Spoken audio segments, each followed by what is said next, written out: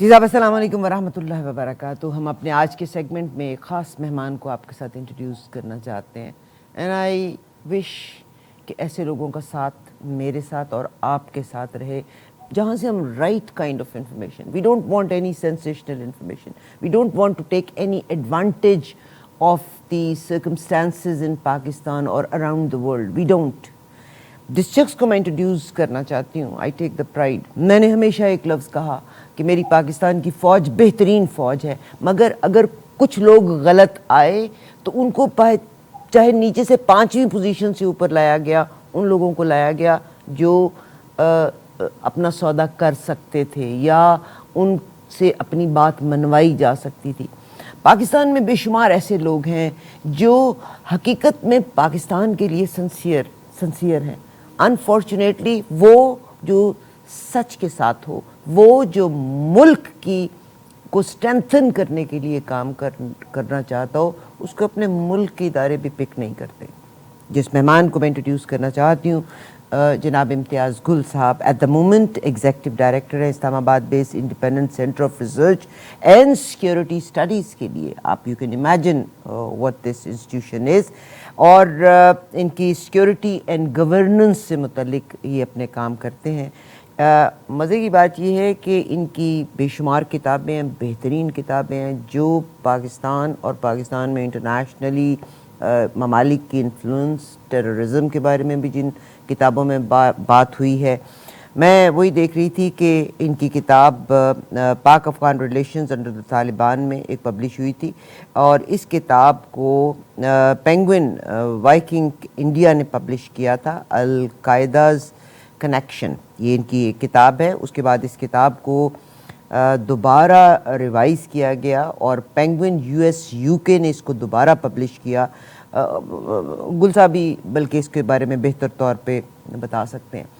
نہ صرف یہ کہ یہ ایک جو آرگنائزیشن کو رن کر رہے ہیں جو کہ فوکس ہے سیکیورٹی اور گورننس پاکستان میں, اس پہ کام کر رہی ہے.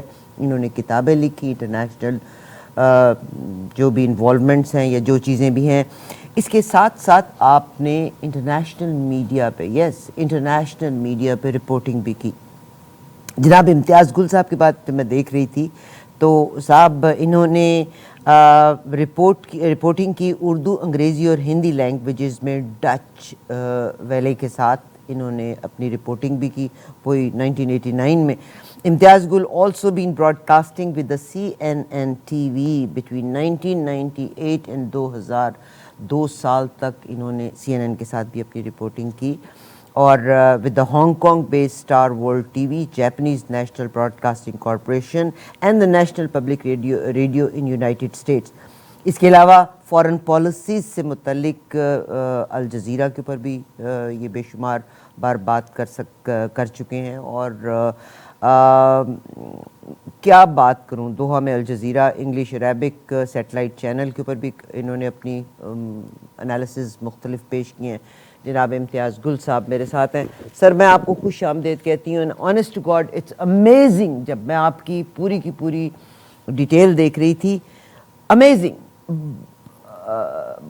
خوش آمدید ساز و آواز کی اس محفل. شکریہ جی, السلام علیکم. وعلیکم السلام.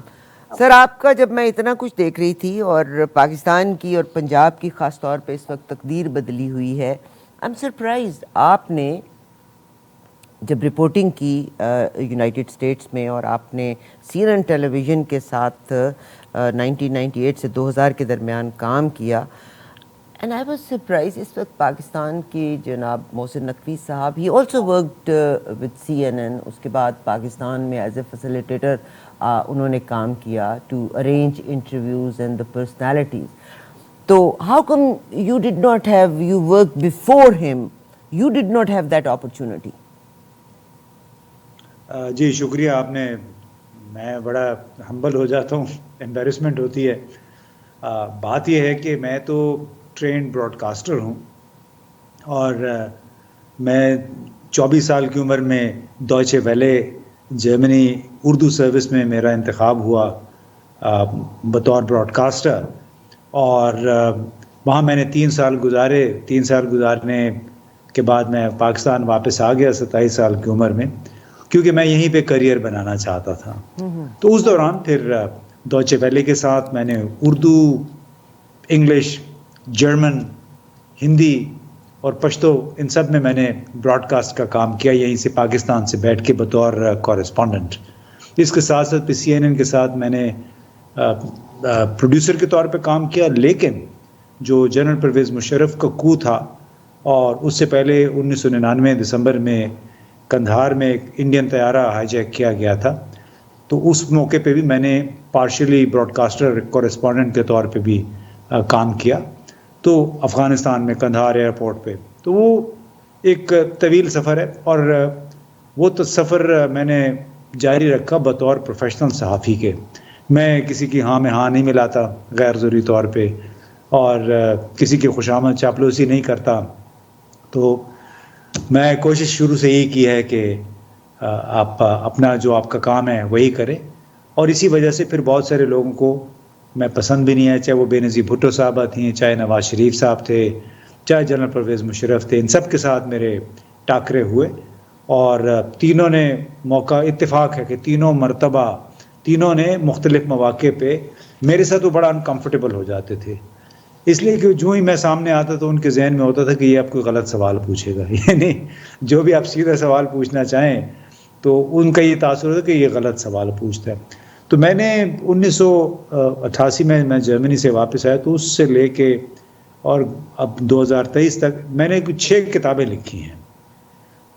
پہلی وہ جو آپ نے ذکر کیا تھا وہ 2002 میں آئی، لیکن جو آپ نے دوسری کا ذکر کیا القاعدہ کنیکشن کا، وہ ایک نئی کتاب تھی جو انڈین پینگوئن نے مجھے کہا کہ آپ لکھیں کہ افغان طالبان کیا چیز ہیں، اور اسی کتاب کو پھر US پینگوئن نے اور UK پینگوئن نے چھاپا. پھر میں نے ایک اور Osama Pakistan before and after Osama, India کے ایک رولی بکس پبلشنگ ہاؤس ہے، انہوں نے چھاپی. پھر میں نے ابھی 2 سال پہلے پاکستان چائنا ریلیشنز پہ ایک اور کتاب لکھی. حزب التحریر پہ میں نے کتاب بھی لکھی، بڑے سارے پیپرز بھی لکھے. تو وہ بحیثیت مجموعی میرا فوکس اپنا لکھنا لکھانا رہا ہے، کیونکہ اگر آپ یس مین کسی کی ہاں میں ہاں ملانے والے آپ کی شخصیت نہیں ہے تو پھر آپ کے لیے کسی جگہ پہ کوئی ذمہ داری سنبھالنا بڑا مشکل ہوتا ہے.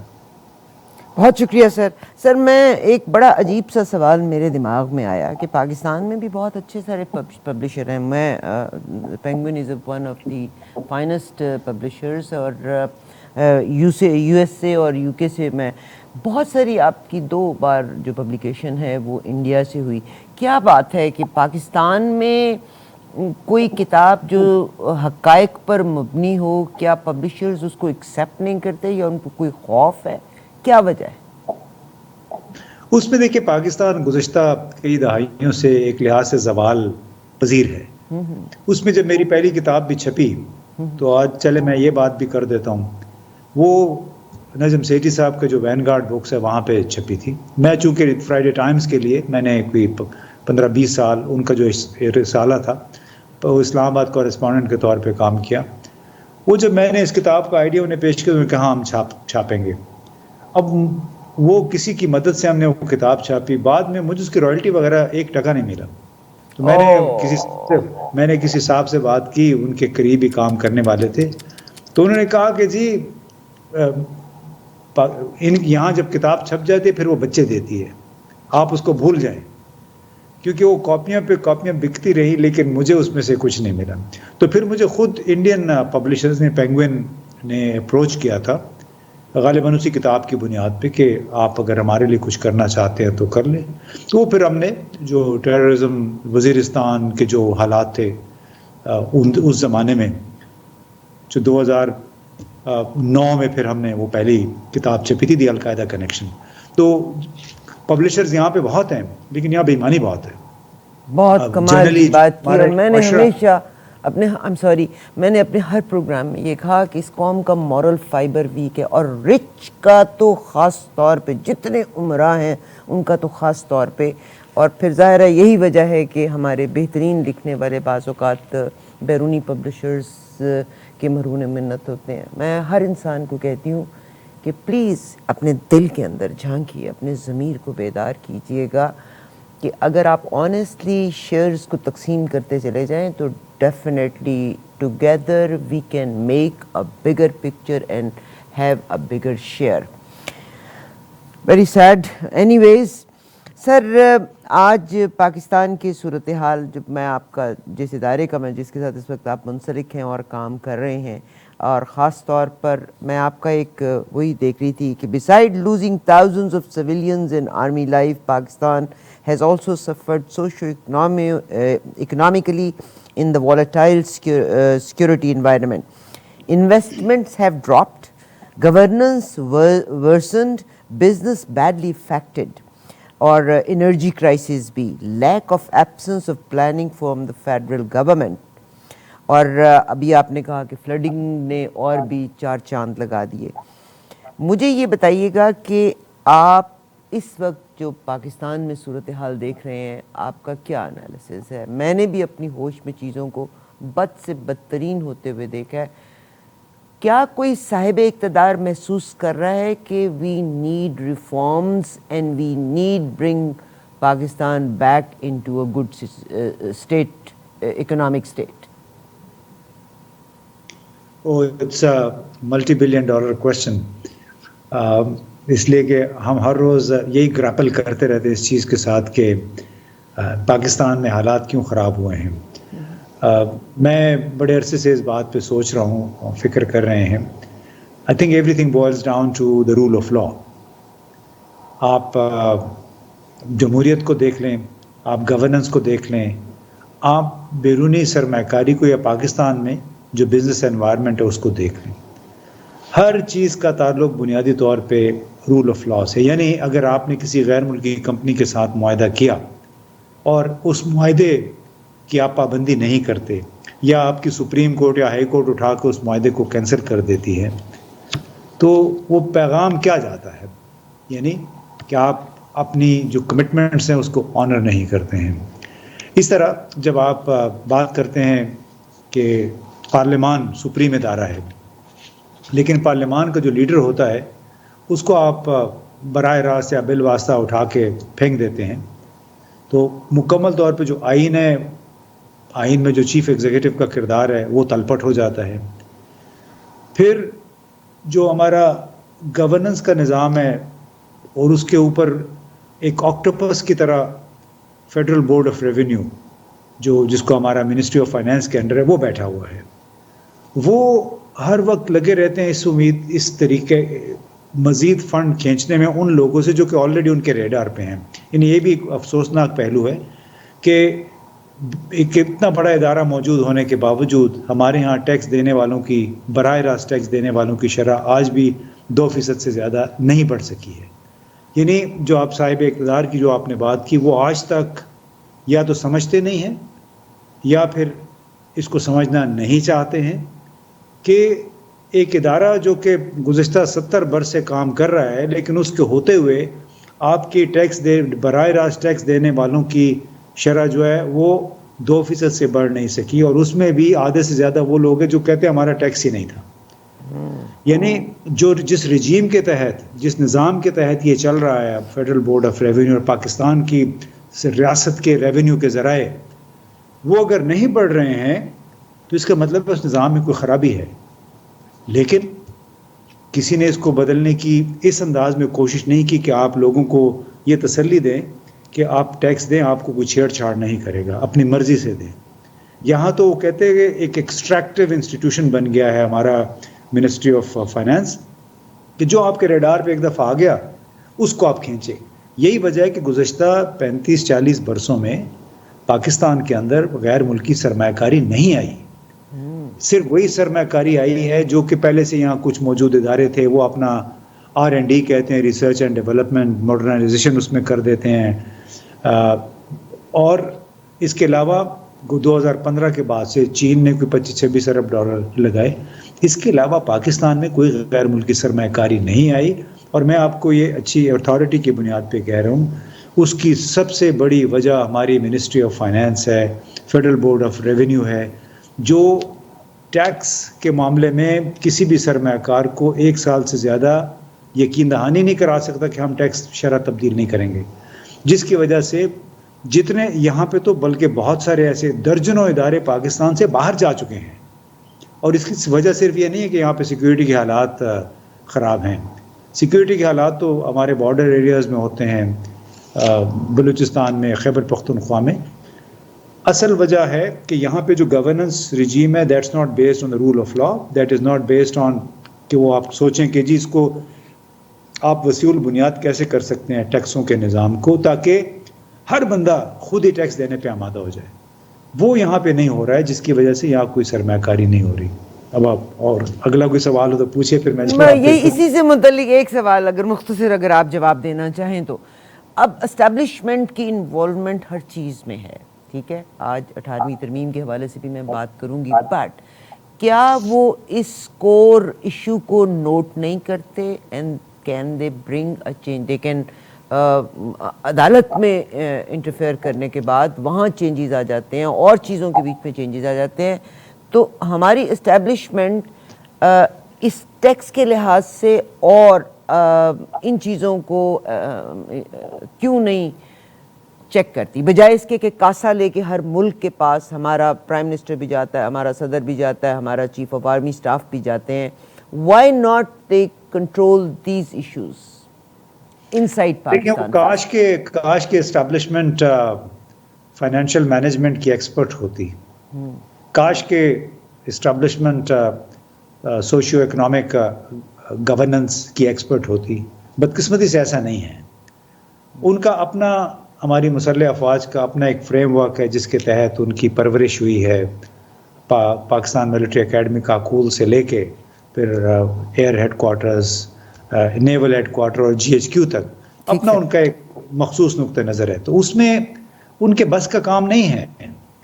یعنی وہ پیچ ورک تو کر سکتے ہیں، لیکن اس ملک کے لیے جو طویل المیعاد حل ہیں وہ صرف ٹیکنوکریٹس، جو فائنینشیل مینجمنٹ کے، جو ہماری ایم پی ایز جس کو مینجمنٹ کنسلٹ ایکسپرٹس جو ہیں، اس کے بغیر نہیں ہو سکتا. اکانومسٹ کے بغیر نہیں ہو سکتا اس وقت تک جب تک آپ ان کو فری ہینڈ نہ دے دیں. جہاں پہ جس ملک میں اگر مسلسل حکومت یا ریاست قرضوں پہ چل رہی ہے، وہ ریاست کبھی بھی وائبل نہیں ہو سکتی اس وقت تک جب تک آپ بنیادی کچھ اصلاحات نہ کر دیں. اور اس پہ کوئی بھی راضی نہیں ہے. وہ کوئی عمران خان نے کوشش کی تھی، وہ بھی پھر عمران خان کا نام آ گیا. انہوں نے کوشش کی تھی کہ فیڈرل بورڈ آف ریونیو کو میں تھوڑی اصلاحات کی جائیں. اس وقت جب شبر زیدی چیئرمین تھے، تمام 32 بڑے کمشنر ہیں، ان کو چیف کمشنر یا کمشنر کہتے ہیں ایف بی آر کے، ان سب نے پین ڈاؤن کر دیا، ہڑتال کر دی عملاً. انہوں نے کہا کہ ہم کام نہیں کرتے، کیا آپ ہمارے اوپر یہ اصلاحات کا سلسلہ کدھر آ گیا ہے. تو آپ یقین مانیے کہ عملاً عمران خان وزیر اعظم کو ان کو اپنے دفتر میں بلا کے ان کو یقین دہانی کرنی پڑی کہ ہم کوئی ریفارم نہیں کر رہے ہیں، آپ اپنا کام جاری رکھیں. یعنی انہوں نے بلیک میل کیا، اور وہ اصلاحات کا جو پروگرام بنایا تھا وہ وقتی طور پہ انہوں نے پھر شیلف کر دیا.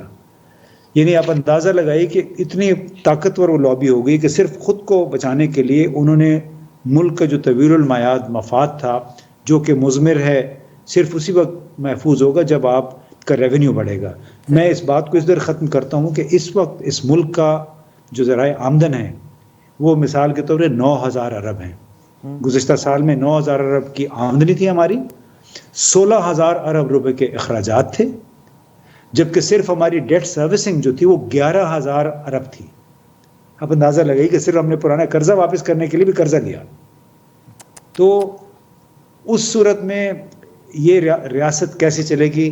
یہ جب تک کہ ہر بندہ، ہر ادارہ اپنا اپنا کام نہیں کرے گا، مخصوص جو ایکسپرٹس ہیں ان کے حوالے کام نہیں کیا جائے گا، اس وقت تک بڑا مشکل ہوگا اس ریاست کا وائبل ہونا.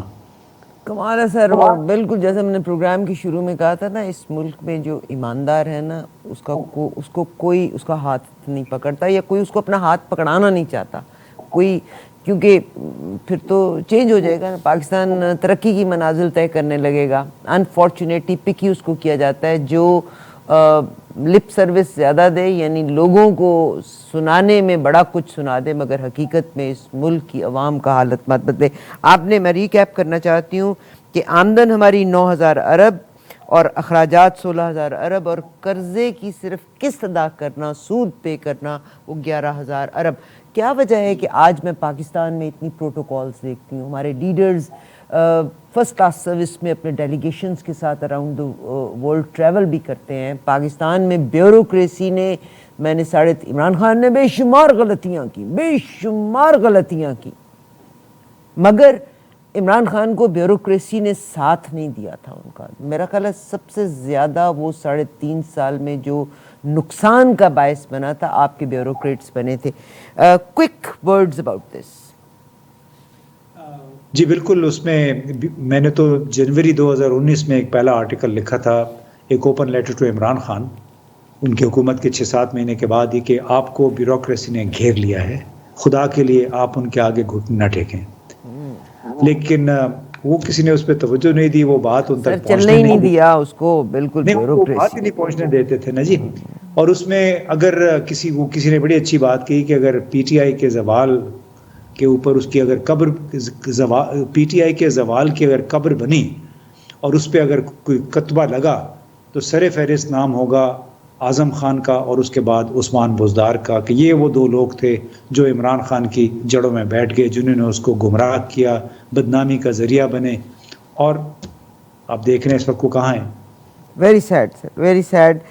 اس ملک میں، اس ملک کی بدقسمتی جب سے یہ ملک بنا 1947 سے لے کے آج تک، کہ اگر کوئی سنسیئر آیا یا تو اس پہ الیگیشنز آ گئے، یا اس کو ملک بدر کر دیا گیا، یا اس کو مار دیا گیا. سر آج پاکستان میں، ابھی آپ نے بلکہ ایک اور معاہدوں کی جب بات کی تھی کہ وہ ریکوڈک کا معاہدہ بھی جو کیا تھا درمیان میں توڑ دیا، ٹھیک ٹھاک فائن ہوا. سنا ہے کہ اب سعودی عربیہ کے پاس پاکستان کے منرلز کی ایکسٹریکشن جا رہی ہے. Do you have any idea about that? دیکھیں، وعدے تو بڑے ہیں. اچھا. ہر طرف سے وعدے بڑے ہیں. وہ بدقسمتی جن لوگوں نے وعدے سنے تھے، ان کی بدقسمتی یہ کہ فلسطین میں جنگ شروع ہو گئی، غازہ میں، اور ادھر سے سعودی عرب، متحدہ عرب امارات کی طرف سے جواب یہ آیا کہ آپ فی الحال ذرا انتظار کریں، ہم ادھر اپنے بکھیڑوں میں پھنس گئے ہیں. تو اس میں دیکھیں، یہ جب تک، میں پھر بات وہی کروں گا کہ جب تک اس ملک میں رول آف لا کی صدا نہیں گونجے گی، جب تک غیر ملکی سرمایہ کار کو اس بات کا 200% یقین نہیں ہوگا کہ ان کے ساتھ کوئی ہاتھ نہیں کیا جائے گا، اس وقت تک پاکستان میں غیر ملکی سرمایہ کاری نہیں آئے گی. ابھی اللہ کرے کہ آرام کو پاکستان آ جائے، گوادر کے پاس آئل ریفائنری بنائے، اس پہ ظاہر ہے پاکستان کا بھی بھلا ہوگا، اللہ کرے کہ وہ ہو. اب کن حالات کے تحت ہوتا ہے ابھی پتہ نہیں ہے، کیونکہ اگر وہ ریفائنری لگے گی بھی تو اس میں 5-6 سال لگیں گے اس کو ڈیولپ ہونے میں. اصل مسئلہ پھر وہی آ جاتا ہے کہ جب تک اس ملک میں آپ کا عوام سے منسلک جو ریپریزنٹیٹیو نظام ہے، جس کو جمہوریت کہتے ہیں، جمہوری عمل، وہ تسلسل کے ساتھ ان انٹرپٹیڈ نہیں چلے گا، اس وقت تک یہ جو ٹنکرنگ ود دا سسٹم جو ہوتی ہے کہ ہر 2-3 سال کے بعد کچھ لوگوں کو مروڑ اٹھتا ہے کہ حالات بڑے خراب ہو رہے ہیں لہٰذا ہمیں کچھ کرنا چاہیے، وہ جو کچھ کرنے کا مروڑ ہوتا ہے وہ پاکستان کی جڑوں میں بیٹھا ہوا ہے. اور اس میں ہوتا یہ کہ ہو سکتا ہے ان کی نیت خراب نہ ہوتی ہو، لیکن انہیں یہ بھی سوچنا چاہیے کہ صرف نیتوں کے بل بوتے پہ اگر ہوتا تو عمران خان کبھی پاکستان میں، ان کی حکمرانی میں بہت سارے مسائل حل ہو چکے ہوتے. لیکن چونکہ ان کا تعلق ہارڈ کور گورننس کے ساتھ تھا، اور ہارڈ کور گورننس بیوروکریٹ کے ہاتھ میں تھی، جس کی وجہ سے ان کے ارد گرد جو حصار بنا وہ اس میں سے نہیں نکل سکے. یہی حال پنڈی والوں کا بھی ہے. وہ بھی however well intended، ان کی نوبل انٹینشنز ہوتی ہوں گی، لیکن جب عملی طور پہ وہ گورننس کے میدان میں آتے ہیں تو وہ پھر دیواریں کھڑی ہو جاتی ہیں پورے گورننس سسٹم کے اندر. فوجی اور سویلین کے درمیان ایک جو دیواریں ادھر تھیں وہ یہاں پہنچ جاتی ہیں. اس کے نتیجے میں پھر جگہ قدم قدم پہ آبسٹرکشنز آتی ہیں، اور ان کو بھی یہ احساس نہیں ہوتا کہ جب تک اس ملک میں ایز آف ڈوئنگ بزنس پیدا نہیں ہوگی، جب تک FBR ریفارم نہیں ہوگا، جب تک ون ونڈو واقعتاً ون ونڈو نہیں بنے گی، جب تک پاکستان میں بزنس کرنے کے لیے، سرمایہ کاری کو پروموٹ کرنے کے لیے سیکیورٹی پرزم کو نہیں ہٹایا جائے گا، اور مکمل حقیقی خالصتاً بزنس پرزم جب تک اپلائی نہیں کیا جائے گا اس وقت تک پاکستان میں سرمایہ کاری نہیں ہو سکے گی. بڑا ڈانٹنگ، بہت بڑا چیلنج ہے. بہت شکریہ. تھوڑا سا میرے تو مطلب آپ سے بات کرنے کے بعد، آپ نے طالبان پہ جس لیول پہ کام کیا ہے افغانستان کے ساتھ، دنیا کی صورتحال، پاکستان کی مین پرابلم ہماری جیو پولیٹیکل پوزیشن جو ہے نا، ہمیں وہ مار رہی ہے. سب کو ضرورت بھی ہے پاکستان کی، اور پاکستان ایز اے بیریئر بھی استعمال ہو رہا ہے. مگر سر اس وقت آج پاکستان میں بہت ساری اور چیزوں کے بعد شنید کے ساتھ ساتھ ایک شنید ہے 18ویں ترمیم. 18ویں ترمیم آئی تھی پرویز مشرف زرداری صاحب کے دور میں آئی تھی، تو مجھے تو لگتا ہے کہ وہ بہت بہتر تھی، مگر سنا ہے کہ ہمارے بعض اداروں کو اور مسلم لیگ نون کی ریزرویشنز ہیں 18ویں ترمیم سے، اور اس میں وہ جو 100 کے قریب تبدیلیاں کی گئی تھیں ان میں رد و بدل ہونے جا رہا ہے. ایک تو یہ کہ کوئی پرائم منسٹر اگر رہے تو اس کو 2 سال کی کنڈیشن نہیں ہونی چاہیے، can be prime minister for ever اور for 10 times as long as he wants. سنا ہے کہ عمران خان کے دور میں بھی یہ تھوڑی سی شنید آئی تھی کہ 18ویں ترمیم میں تبدیلی ہونا چاہیے. اب ایک اس کی ریزرویشن مجھے بڑی عجیب سی لگی، آپ اس کو اگر ایکسپلین کر دیں. میں نے جتنا 18ویں ترمیم کو سمجھا، اس کا مقصد یہ ہے کہ 18ویں ترمیم میں جو ہماری فیڈرل گورنمنٹ ہے اس کے پاس اختیارات کمپیریٹیولی زیادہ ہیں، صوبوں کے پاس کم ہیں.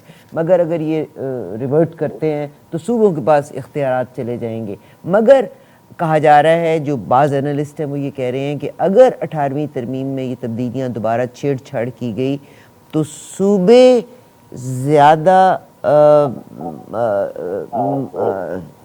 ریزسٹ کریں گے اس کو. حالانکہ وہ کہتے ہیں کہ وفاق سے اختیارات لے کر صوبوں کو منتقل کرنا، تعلیم، صحت، ثقافت، ماحول، خوراک، یہ تمام وفاق سے لے کے صوبوں کو ڈائریکٹ کنٹرول اس کا دے دیا جائے گا. مگر وہ کہتے ہیں کہ اگر ان کو ریورٹ کیا گیا تو صوبوں میں احساس محرومی بڑھ جائے گا. کچھ اس کو تھوڑا ایکسپلین کر دیں. یعنی ہم جو بھی کام کرنا چاہتے ہیں، ابھی پچھلی حکومت نے کتنی بے شمار ترامیم کر چھوڑی اور کتنے بل پاس کر سکے، کسی نے پڑھا بھی نہیں. آج اب یہ معاملہ ہے، کیا فرمائیں گے؟ یہ بھی ایک بھیڑوں کا چھتا ہے 18ویں ترمیم. اچھا، دیکھیں اس میں کوئی اس وقت آئین کے 104 آرٹیکل تھے، ان کے ساتھ چھیڑ چھاڑ کی گئی، ان کو بہتر کرنے کی کوشش کی گئی، اور اس 18ویں ترمیم کے تحت کسی بھی پارٹی کا سربراہ جو ہے اس کو عملاً بادشاہ بنا دیا گیا. یعنی اس پارٹی کے جتنے بھی ارکان اسمبلی بیٹھے ہوئے ہیں پارلیمنٹ میں، وہ اس کی مرضی کے بغیر ووٹ نہیں ڈال سکتے. اگر ووٹ ڈال دیں گے تو پارٹی سے ان کو نکال سکتا ہے. اول تو بات یہ تھی. دوسری جو سب سے بڑی بات تھی، انہوں نے کہا تھا کہ ہم یہ اختیارات مرکزی حکومت کے پاس زیادہ ہیں، لہٰذا اس کو ارتکاز جو اختیارات ہے اس کو ختم کرتے ہیں، صوبوں کو ہم تھوڑی خود مختاری دیتے ہیں. صوبوں کو خود مختاری دے دی. کچھ وزارتیں تھیں، تعلیم، صحت، ٹورزم وغیرہ، وہ انہوں نے صوبوں کو منتقل کر دیں. اور یہ تھی 10 نہیں، وہ میں ذرا ایکسپلین کر لوں جی. سوری. اس وقت اچھا تو تھا، لیکن جو 5-6-7 مہینے کا کام ہوا اور اس کے بعد آپ نے فوراً ہی وزارتوں کو تحلیل کر کے مرکزی سطح پہ اور صوبوں کو دے دیا. صوبوں میں لوگ تیار ہی نہیں تھے اس کے لیے، ان کی تربیت نہیں ہوئی تھی، اس حساب سے ان کے پاس سٹاف نہیں تھا. تو جو برا حشر پھر گورننس کا ہوا اس کے نتیجے میں، وہ آپ اس کا تصور بھی نہیں کر سکتے. لوٹ مار زیادہ ہوئی، گورننس پھر کم ہوئی. ٹھیک ہے جی. دوسرا اس کا پہلو یہ تھا کہ آپ کو آٹونومی تو مل گئی، یعنی صوبوں کو خود مختاری مل گئی، لیکن ان کی اکاؤنٹیبلٹی جو تھی وہ ختم ہو گئی. یعنی ہوتا یہ ہے کہ پاکستان جو نیشنل فائنانس کمیشن کے تحت 57% کے قریب قومی وسائل جو ہیں وہ صوبوں کو چلے جاتے ہیں. اب وہ تو چلے جاتے ہیں، سال جتنا پاکستان کی گورنمنٹ کے پاس ہوتا ہے اس میں 57% 4 صوبوں پہ تقسیم ہو جاتا ہے. صوبے پھر یہ کہتے ہیں کہ پیسے آپ نے ہمیں دے دیے، اب آپ نے پوچھنا نہیں ہے کہ یہ ہم خرچ کیسے کریں گے. ٹھیک ہے جی. یعنی مالی وسائل انہیں چاہیے، اکاؤنٹیبلٹی نہیں چاہیے. اسی وجہ سے بلوچستان اور سندھ میں انتہائی برا حال ہے کرپشن کا. گزشتہ 15 برسوں کے دوران 13-14 برسوں میں جتنی لوٹ مار ہوئی ہے اس کا کوئی تصور بھی نہیں کر سکتا. اب ایک اور اس کا پہلو یہ ہے کہ بہت سارے ترقیاتی منصوبوں کے لیے پاکستان کو قرضے ملتے ہیں ورلڈ بینک سے, IMF سے, ایشین ڈیولپمنٹ بینک سے.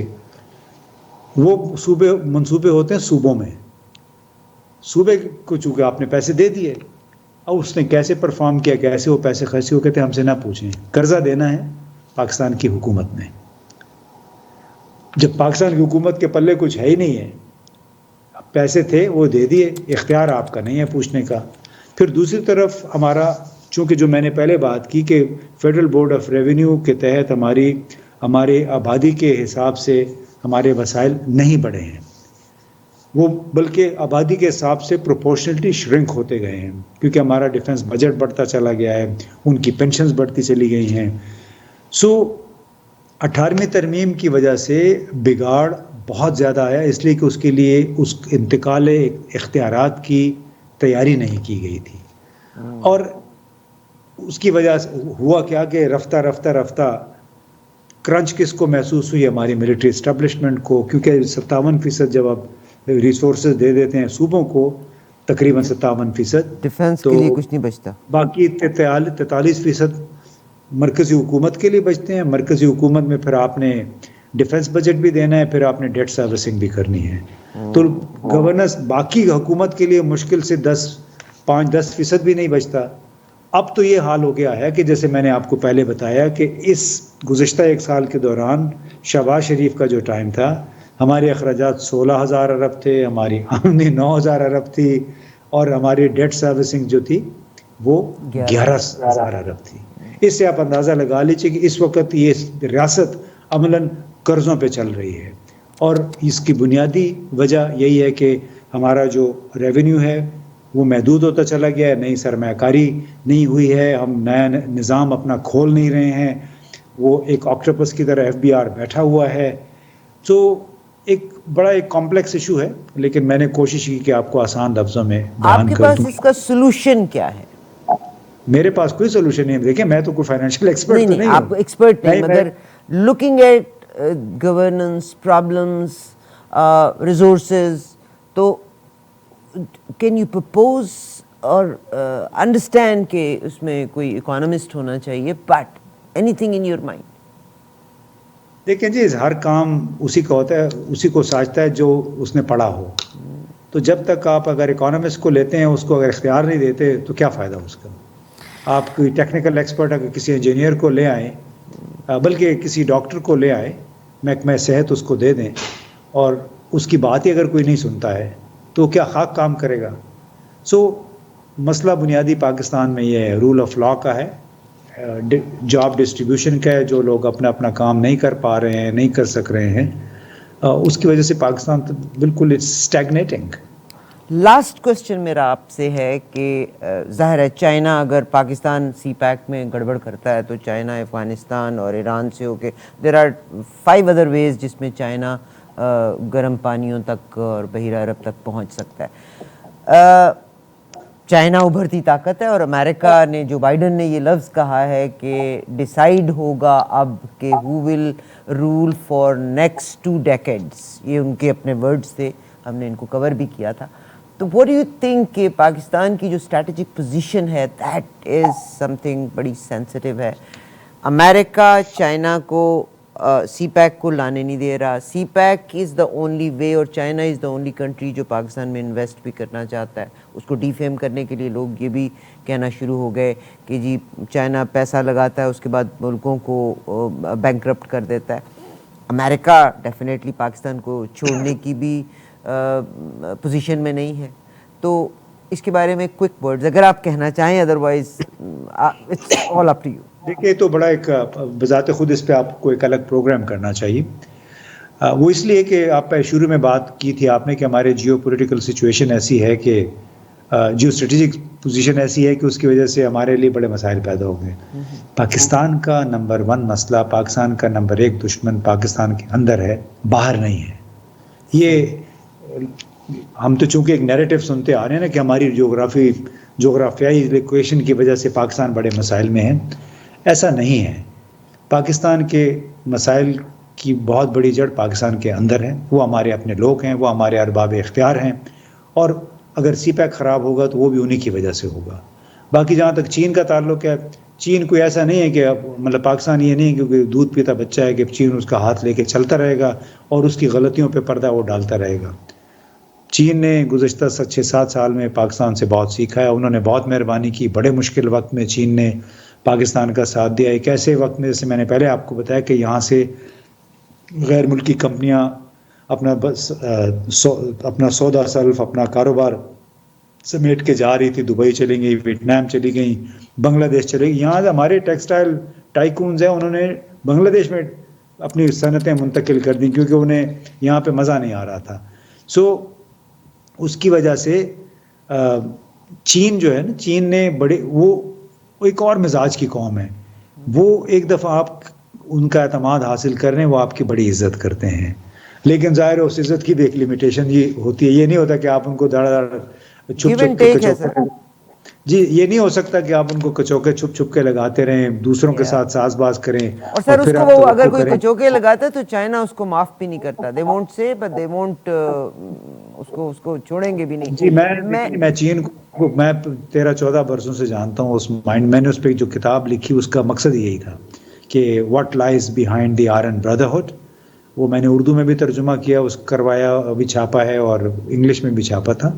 تو اگر آپ کو بھی چلے, میں کبھی آؤں گا تو آپ کے لیے لے آؤں گا کتاب. سر دوستوں کا مقصد یہ نہیں ہوتا کہ ہم ایک دوسرے کے اوپر, میں نے آپ سے کہا دوستی یہ نہیں ہے کہ ہم ایک دوسرے کا بینیفٹ لیں. We have to strengthen each other. Sir آپ اپنا یوٹیوب چینل بتائیں. میں ایک بات اپنے سامعین سے کہنا چاہتی ہوں, یو آر دا ججز. آپ دیکھیے گا پروگرام, سب دیکھا کیجیے گا. آپ دیکھیں کہ کیا کیپشنز جو ہیں, بڑی الفاظ کچھ اور ہیں, مگر پروگرام میں اگر وہ چیزیں نہیں ہیں تو پلیز ان چیزوں کو چیک کریں.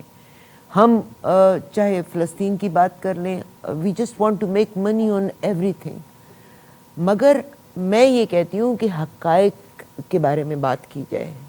پلیز آپ اپنا سر یوٹیوب چینل بتائیں, اور میں چاہتی ہوں کہ ایوری بڈی مسٹ جوائن ہم, subscribe that so that you can get authentic information. جی سر. اوتھینٹک پروفیشنل آپ کو اس میں ہم کوشش کرتے ہیں اس میں سے اس کو سنسنی خیزی نہ پھیلائیں, اس میں غیر ضروری الفاظ نہ استعمال کریں. چونکہ میں پروفیشنل براڈ کاسٹر ہوں, میں نے یہ سیکھا ہوا, چاہے ریڈیو تھا یا ٹی وی تھا. جی سر. یہاں میں نے بہت سارا کام ٹی وی میں بھی کیا. بیورو چیف تھا میں سما ٹی وی کا جب ہم نے شروع کیا. ہم نے کوشش, ابھی بھی میں کوشش یہ ہے کہ میں پروفیشنل انداز میں کام کریں, کسی کو گالم گلوچ نہ کریں. ابھی بھی میں نواز شریف صاحب کہتا ہوں. سر میں نے کہا لوگوں کو بڑا اعتراض ہے اس بات پہ. دیکھیے کسی کو رسپیکٹ دینے میں آپ اپنے خاندان کا اظہار کر رہے ہوتے ہیں. Yes we have to talk about the issues. We should not talk about personalities, and we should not کہ کسی کو ہیوملیٹ کر کے میں اپنے مقاصد اچیو کر لوں گی. ہیوملیشن کبھی مجھے میری منزل تک نہیں پہنچائے گی. We have to talk about issues. آپ سر اپنا یوٹیوب چینل بتائیے پلیز. بس امتیاز گل یوٹیوب آفیشیل ہے, اس پہ آپ مجھے تلاش کر لیں, مل جائے تو ہوپ فلی کہ یہ پروگرام بھی ہم وہاں بھی شیئر کر لیں گے. یوٹیوب آفیشیل ذیشان, بلکہ آپ کو چاہیے کہ وہ لنک آپ ڈال دیجئے گا. اور میں نے آپ کو ایک دو سٹوریز بھی بھیجی تھی, تو اس میں سے وہ آپ کو مل جائے گا. میں سر وہ میں بالکل ڈالتی ہوں. میں آنیسٹ ٹو گاڈ مطلب میرا کوئی کانفلکٹ آف انٹرسٹ نہیں. I just want people to follow the right path. Do not go for the sensational news. سر آپ کا بہت شکریہ. میں بلکہ یہ جیو پولیٹیکل پوزیشن کے لحاظ سے آپ کے ساتھ پورا پروگرام کرنا چاہوں گی. میری ریکویسٹ ہے کہ please do give us time. جی انشاءاللہ ضرور. Thank you very much. بہت شکریہ جناب امتیاز گل صاحب کا. دیز آر گریٹ پرسنالٹیز, اور آنیسٹ ٹو گاڈ میں صرف ان کے سامنے نہیں کہتی, میں آئی مین اٹ کہ پاکستان میں جتنے ایماندار لوگ ہیں نا, they just survive. وہ کڑتے ہیں. اور میں نے کئی دفعہ آپ سے کہا کہ اس وقت جو ملک میں ہو رہا ہے, آج سے 5 سال بعد, 7 سال بعد, 10 سال بعد لوگوں نے اس کے اوپر کتابیں خرچ کر کے people will make money on it. تو پلیز look after yourself. سر آپ کا شکریہ once again. اجازت دیجیے گا, میں کوشش کروں گی کہ اتنے فائن شخص سے آپ کی دوبارہ اور بار بار ملاقات کرا سکوں. آمین. اجازت دیجیے, اگلے پروگرام میں ملاقات ہوگی. خدا حافظ.